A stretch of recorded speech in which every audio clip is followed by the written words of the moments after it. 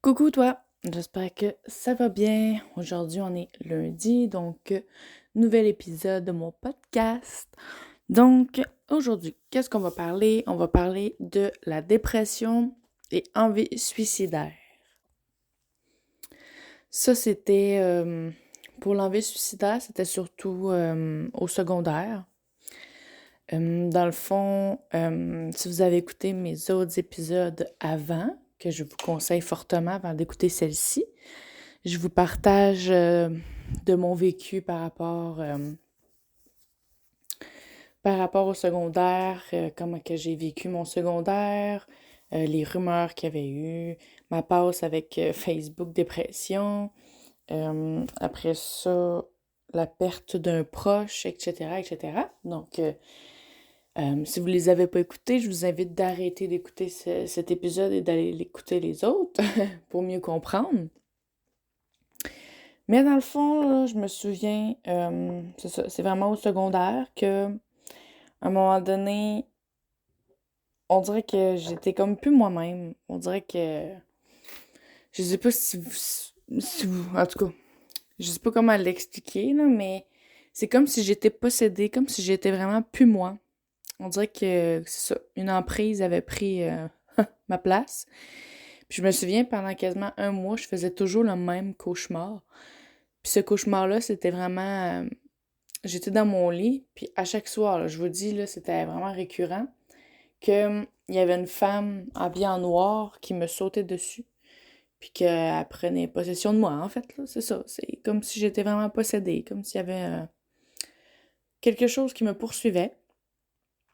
Puis à un moment donné, je me souviens, j'avais quand même parlé avec la travailleuse sociale, puis j'avais mon amie Cynthia aussi, avec qui que je partageais beaucoup mes états d'âme. Euh, Dans le fond, je me souviens quand j'ai voulu là, en finir avec ma vie, quand j'ai vraiment voulu me suicider, mettons, j'étais dans mon bain. Je vais m'en souvenir toute ma vie.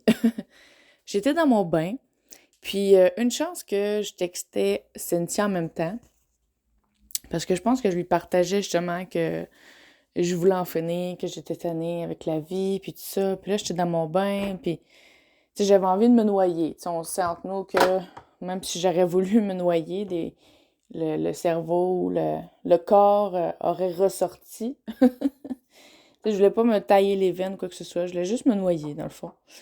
Fait que dans le fond, je me souviens, c'est ça, j'étais dans le bain, puis là, je la textais, puis j'étais comme, oh, je veux en finir, je suis tannée, puis je veux mourir. Puis, je regardais le bain, puis là, je me disais, ah, je pourrais juste comme me laisser aller dans l'eau, puis partir, tu sais. Mais au même moment, quelques petits instants après, Cynthia m'a appelé en pleurant, en grosse peine. Puis on dirait que c'est là que ça me comme réveillée, on dirait. On dirait que ça m'a vraiment réveillée. Le fait qu'elle m'a appelé en pleurant, puis tout ça. euh, on dirait que j'étais comme, ben voyons, tu sais, il y a vraiment quelqu'un qui pense à moi. Puis, tu sais, moi, dans mon cœur, je me sentais pas aimée, je me sentais pas à ma place. Puis, tu sais, ça, c'est pas la faute à ma mère, là. Ma mère, tu sais, elle était super bonne, ma mère, puis elle l'a encore aujourd'hui, là. Mais je veux dire, ma mère, elle a pas rapport dans tout ça, là. Juste vous tenir au courant que c'est ça, ma mère, elle avait rien fait de mal. Mais je crois simplement, c'est ça. À l'époque, je prenais aussi une pilule contraceptive qui me faisait pas du tout non plus. En fait, que j'étais pas menstruée genre pendant 3 mois. Fait que je pense que la pilule me rendait folle, en fait. C'est pas compliqué. Fait que c'est ça. Puis, excusez, comme un petit chat dans la gorge, hein? Pardon. Puis c'est ça. Fait que quand elle m'a appelé Cynthia, on dirait que là, ça m'a comme fait un bam, un boom. Puis là, je me suis dit, ouais, finalement, c'est peut-être pas une bonne idée que je fasse ça. Puis je me souviens, après ça, on avait rencontré la travailleuse sociale. La travailleuse sociale en avait parlé à ma mère aussi. Parce qu'habituellement, le travailleuse sociale, elle parle pas vraiment aux parents à l'école quand que l'enfant est pas consentant. Mettons que l'enfant veut partager ses états d'âme à l'école, à la travailleuse sociale, puis Mettons qu'elle a pas envie que son parent soit au courant. Mais quand il y a un envie suicidaire ou que ça va trop loin, par exemple, là, elle est obligée d'en parler aux parents. Donc, j'ai accepté. Cynthia est avec moi aussi. Elle m'a accompagnée dans tout ça. Vraiment, elle était une aide importante pour moi dans ma vie. Euh, je la remercierai jamais assez pour ce qu'elle a fait pour moi. Puis après mon envie suicidaire, que j'ai voulu me suicider en fait, là on a consulté mon médecin, puis je me suis dit, on a changé ma pilule, parce que là on a comme remarqué que ma pilule aussi me faisait vraiment pas. Ça s'avère replacé quand même, tu sais, c'était pas mal mieux. Mais tu sais, j'avais toujours l'impression que quelque chose me suivait tout le temps, comme un démon, comme on peut dire. Quelque chose qui voulait ma vie, qui me voulait moi. Fait que des fois, c'est sûr, j'avais peur d'aller dormir, j'avais peur de me réveiller puis que je sois plus dans mon corps ou quoi que ce soit. Fait que ça a été de même pendant un petit temps. Après ça, ça s'est comme stabilisé un peu. Après ça, il y a eu un événement dans ma vie que ça a été difficile aussi, que j'ai été obligée de prendre de la médication. Euh, c'est pas après la perte de mon papy, mais c'est plus comme quand que j'avais 19-20 ans, 18-19, ouais. Je faisais mon cours de coiffure, puis je vais toujours m'en souvenir de cet incident-là. Je sais pas si je vais faire un épisode pour ça, ou si je vous en parle directement. Bonne question. Bon, je pourrais vous le partager tout de suite. Dans le fond, c'était l'hiver, OK? C'était l'hiver, puis je roulais vraiment pas vite. J'étais dans mon ancienne voiture, puis je montais la côte du Petro-Canada. Ceux qui savent c'est où, ils vont comprendre, là, à Val-d'Or. Je montais la côte, puis on sait que là, il y a juste deux stops. Il n'y a pas 4 stops. Donc, tu sais, moi, mettons ma côte, je la monte, puis après ça, je continue. Mais sinon, ces côtés, les gens doivent s'arrêter. Puis, je roulais vraiment pas vite, là. C'était l'hiver, là. Je m'en allais à mon cours de coiffure. Puis, au même moment, ça s'est fait tellement vite, j'ai regardé les deux côtés de la rue avant de continuer avec ma voiture. Puis il y avait absolument rien, là. Je vous le dis, moi, j'ai rien vu pas en tout. Puis j'ai continué, puis bam! C'est arrivé tellement vite. Euh, on sait comment les enfants sont vite, hein? Comment que les enfants, ça sort de nulle part, puis c'est ça court, puis que ça regarde pas les côtés de la rue, puis blablabla. Mais une chance, je roulais vraiment pas vite, là. Vraiment, je vous rassure. La personne n'est pas blessée. La personne est en vie encore aujourd'hui. Tout va bien. Plus de peur que de mal au final. Mais la seule chose que je me souviens, c'est vraiment que je traversais, puis... que je conduisais, puis au même moment, ça fait un petit un petit poc. Puis j'ai juste vu comme la petite tuque avec le corps de la petite fille s'étaler sur mon devant, mettons. Mais là, pas intense, là, juste comme sa côté, mettons. Tu sais, c'était pas... elle a pas revolé, là, OK? Mais juste comme assez comme... c'est ça, c'est comme penché un peu sur le côté pour s'étaler sur mon devant. Fait que là, ça m'a pris une fraction de seconde avant de réaliser qu'est-ce qui se passait. Tu sais, je roulais même pas 20-30, là. Pour vrai, je roulais vraiment pas vite, là. En plus, là. Fait que, une chance que je roule pas vite, trop dans la vie. Puis là, en plus, c'était glacé. Fait que, tu sais, quand t'essaies de breaker, c'est plus difficile, là. Il y a de la glace à terre. Fait que là, je sors de la voiture. Hey. J'étais en état de choc, mes amis, là. Oh là là là là. Au début, j'entendais crier, puis là, j'avais la chienne de ma vie. Mais finalement, c'était même pas la petite fille qui criait, qui était couchée par terre. C'était son amie de l'autre bord de la rue qui criait comme une défoncée. Mais la petite fille qui était par terre, elle s'est relevée, elle s'est mis... elle est allée s'asseoir sur le côté du trottoir. Elle est allée s'asseoir sur le trottoir. Puis, tu voyais qu'elle était correcte quand même, parce qu'elle elle a eu plus de peur que de mal aussi. Mais inquiétez-vous pas, on a appelé l'ambulance, puis tout ça. Mais là, ma voiture était comme en plein milieu de la rue, là, vous comprenez? Moi, je suis sous le choc, je tremble de partout. Puis, moi, je suis en grosse panique, j'ai le cœur qui débat immensément. Je me souviens, il y a une madame qui me criait après, genre, tasse ta voiture, là, là, là, qu'est-ce que t'as fait? Moi, j'étais en état de choc, là, je comprenais rien pendant tout, là. J'étais là, voyons, vous êtes bien méchantes, vous autres, tu sais, vous êtes bien méchantes. Vous savez même pas qu'est-ce qui s'est passé. Fait que là, j'ai réussi, je sais pas comment j'ai fait, à stationner ma voiture sur le côté. J'étais allée m'asseoir à côté de la petite fille. Puis la petite fille, croyez-le ou non, elle s'est excusée de pas avoir regardé les côtés de la rue. Puis là, je suis là, ben non, c'est moi qui s'excuse, c'est moi qui t'ai frappé, tu sais. Puis la petite fille, elle a dit, moi, j'ai pas regardé, puis elle m'a même donné un câlin. Jamais j'aurais pensé ça. Mais ouais, la petite fille, là, je vous dis, tu sais, elle avait pas mal, là, elle était correcte, là, pour vrai. Tu sais, les ambulanciers sont arrivés, puis, mettons, ils l'ont rentrée sa civière, puis tout, mais tu sais, elle riait, puis elle répondait super bien, puis elle était correcte, là. Elle allait vraiment bien, la petite, là. Tu sais, je pense qu'elle a vraiment aussi peur que moi, mais moi, je pense que j'ai eu plus peur que elle.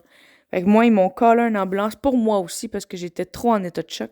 J'étais plus capable de fonctionner. Mes signes vitaux étaient vraiment pas beaux, puis j'étais vraiment en état de choc, là. J'allais vraiment pas bien.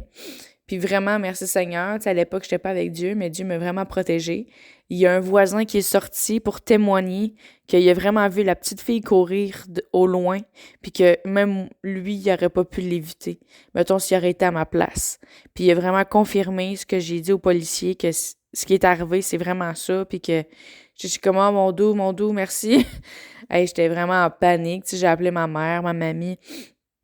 J'allais vraiment pas bien. Fait que c'est après ça que j'ai commencé ma médication. J'ai pas eu le choix. C'était comme forcé parce que là, écoute, moi, j'étais assis puis je regardais dans le vide pendant des jours, là. J'étais comme plus là, là. Ça m'avait tellement traumatisée. Mais le lendemain, ma mère, elle me forçait à prendre ma voiture. Elle dit, tu retournes dans ta voiture. Et je voulais rien savoir. Rien, rien, rien savoir. Moi, vous dire que j'ai chauffé en pépé. Encore plus lent que ce que je chauffais.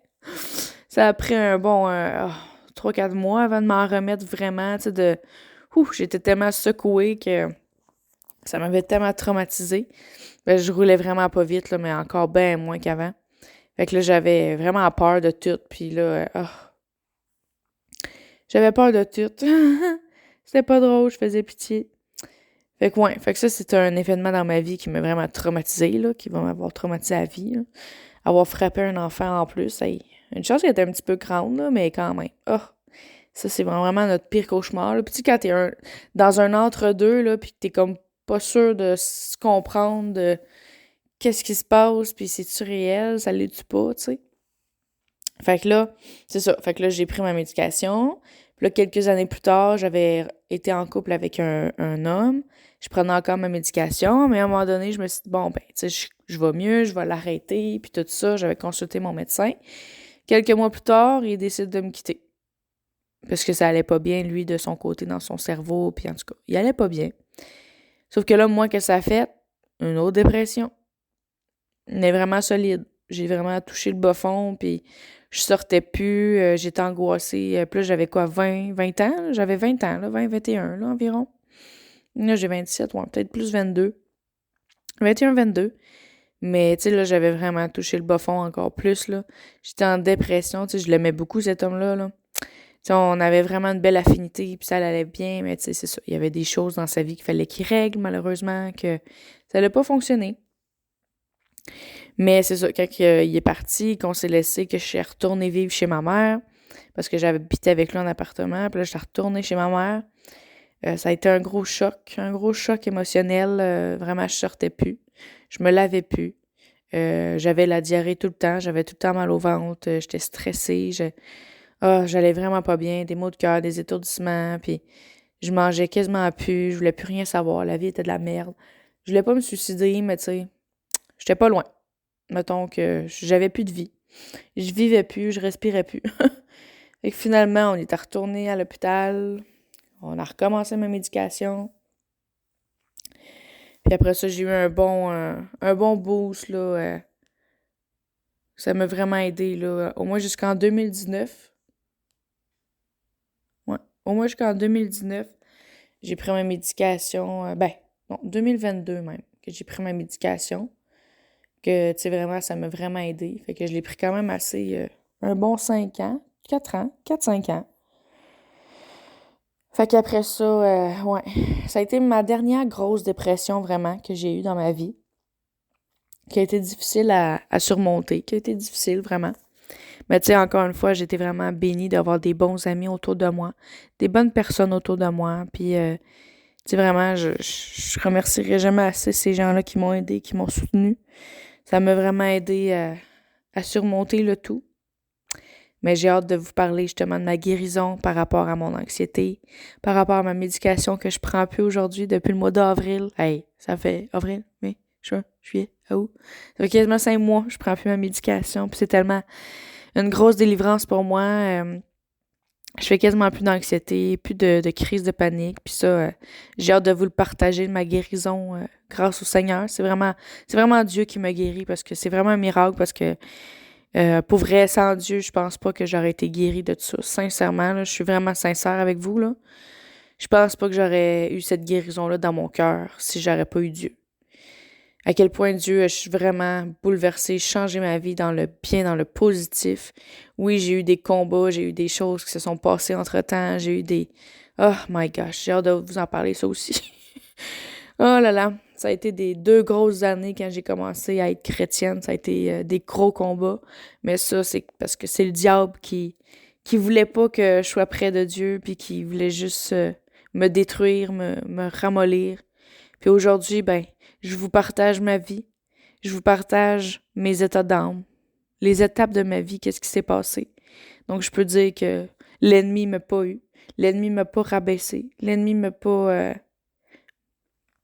il m'aura pas. C'est tout. Il y en a qui comprennent pas pourquoi j'ai la joie quand il se passe des choses dans ma vie, quand que... Je peux juste vous dire que c'est surnaturel avec le Seigneur. C'est lui qui me donne sa force, c'est lui qui me donne sa joie. C'est lui qui m'aide à surmonter toute épreuve aujourd'hui. Donc, j'ai hâte de vous partager ma rencontre avec le Seigneur, puis toutes mes nombreuses guérisons, puis mes autres combats qui s'est passé, les autres choses qui se sont passées dans ma vie. J'ai juste hâte de vous le partager. Vous allez voir, c'est merveilleux, c'est wow. Je prie juste pour vous aujourd'hui qui écoutez ce podcast, cet épisode, que vous puissiez rencontrer Dieu dans votre vie, parce que pour vrai, c'est la solution à tout. Sincèrement, j'y croyais pas avant, mais maintenant j'y crois dur comme fer. Non, vraiment, j'y crois dur comme fer. Bon, fait que c'est ce qui termine mon épisode sur la dépression, sur l'envie suicidaire. Donc, j'espère que vous allez apprécier cet épisode, que ça a pu vous aider à vous sentir moins seul, que vraiment ça peut vous motiver à aller voir quelqu'un, à partager ce que vous vivez, à ne pas avoir peur de parler, parce que faut pas avoir peur de parler de ça.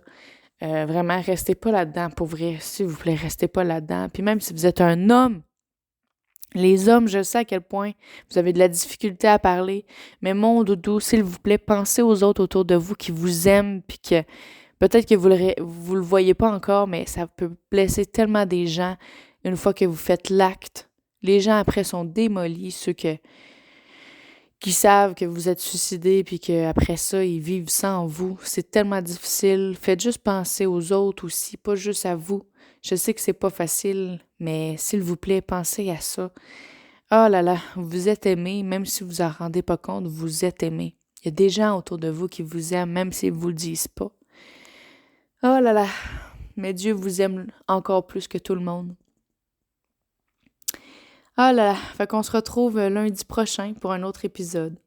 Donc, je vous souhaite un bon matin, une bonne journée, une bonne soirée, puis une bonne nuit. Bisous!